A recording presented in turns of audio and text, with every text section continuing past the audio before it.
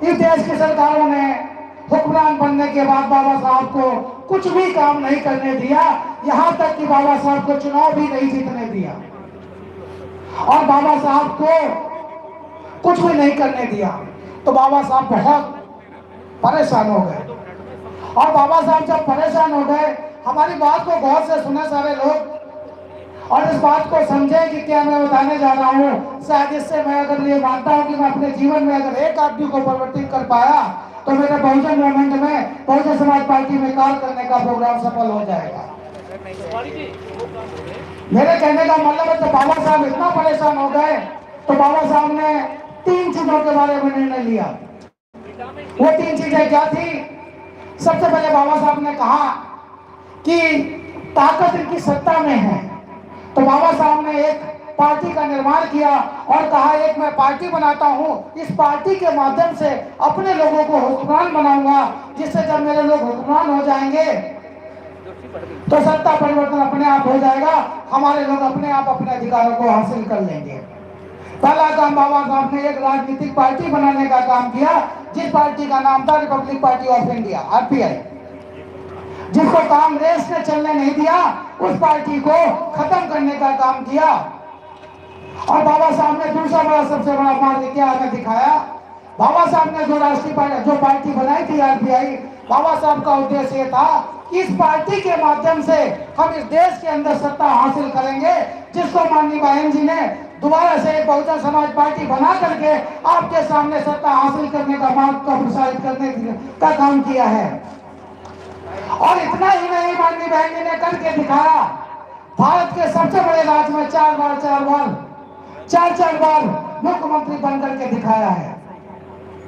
और बाबा साहब ने दूसरा सबसे बड़ा मार्ग दिखाया। क्या दिखाया? बाबा साहब ने कहा कि जिस धर्म में मेरा जन्म हुआ है, जिस धर्म में मेरा जन्म हुआ है, जो लोग मेरे साथ अमानवीय व्यवहार करते हैं, मैं इससे अपने लोगों को निजात कैसे दिलाऊंगा? तो बाबा साहब ने दूसरा सबसे बड़ा काम किया कि 24 अक्टूबर 1956 को बौद्ध धर्म ग्रहण किया। अपने लोगों को मार्ग दिखाया कि इस अमानवीय व्यवहार करने वाले लोगों से आप एक मानवता का पाठ पढ़ करके एक मानवीय पाठ पढ़ने वाले धर्म को अपनाएं और इस मार्ग को प्रशस्त करें। इसी को देखकर माननीय बहन जी ने उत्तर प्रदेश का ऐसा कोई जिला नहीं, 80 के 80 जिलों में माननीय बहन जी ने बुद्ध विहार और बौद्ध विहार बनाने का कार्य किया और उसका वो बाबा साहब के सपने को पूरा किया माननीय बहन जी ने। तीसरा काम बाबा साहब ने तो सबसे बड़ा काम किया था। तीसरा काम बाबा साहब ने सबसे बड़ा काम किया था कि उस टाइम पर जो हमारे पढ़े लिखे लोग थे वो एकत्रित नहीं हो पा रहे थे, एकत्र होकर के अपने कारवा को आगे नहीं बढ़ा पा रहे थे। बाबा साहब जानते थे कि अगर हमारे समाज के पढ़े लिखे लोग एकत्रित होकर के, संगठित होकर के अपने समाज में प्रचार प्रसार का काम करेंगे, अपने लोगों को जागरूक करने का काम करेंगे, तो कारवा ये बहुत जल्दी फैलेगा। और जितने जल्दी ये कारवा फैलेगा उतने जल्दी हम सारे अपने 2 बचे हुए कार्यों को हासिल कर लेंगे, सत्ता को भी हासिल कर लेंगे, अमानवीय व्यवहार करने वालों को मुंह जवाब भी दे देंगे। तो बाबा साहब ने शेड्यूल कास्ट फेडरेशन बनाया। अपने एम्प्लॉइज के लिए बाबा साहब ने शेड्यूल कास्ट फेडरेशन बनाया, जिसको माननीय बहन जी ने बाम सेव के माध्यम से स्थापित किया।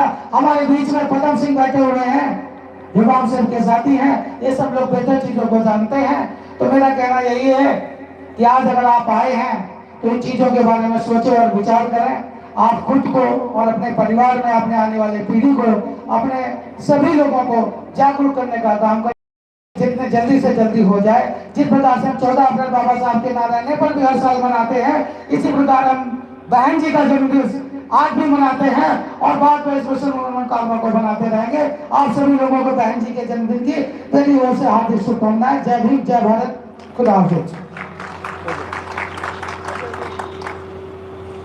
धन्यवाद उमा शंकर जी का। मिलेगा अवसर गली गली में जाकर के लोगों को समझाने का। और अब मैं बुलाना चाहूंगा बहुजन समाज पार्टी के काम को आगे बढ़ाने का कार्य करते रहे लगातार सीनियर साथी सम्मान के योग मास्टर विजेंद्र सिंह जी को, वो आए।